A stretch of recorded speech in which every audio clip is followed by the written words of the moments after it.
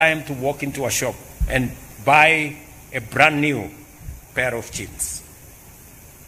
That is the city, that is the town that today has graduated after immense hard work, commitment, drive by farmers, by business people, by sportsmen and women who have contributed significantly to the growth of this city.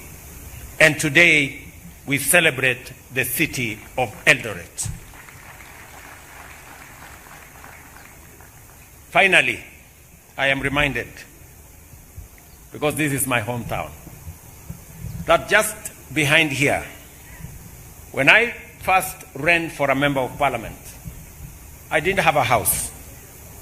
And it was a big problem, because many people said this man will run away once we elect him, because we don't know where to find him. So my supporters told me, you must get a house. So I got a house. In fact, it belonged to one athlete. So I rented the house. But my supporters said, this man has bought this house. And he has not just bought the house. He has bought the house together with the dogs that were in that house.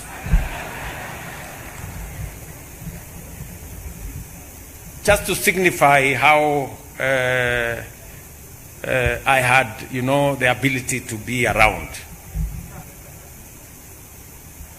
And the rest is history. So I am truly proud to be part of this ceremony. Even if I wasn't president, I would have attended this meeting, because it is such an important meeting for the city that I call home. Ladies and gentlemen, I know I've digressed. It's an emotional moment for me.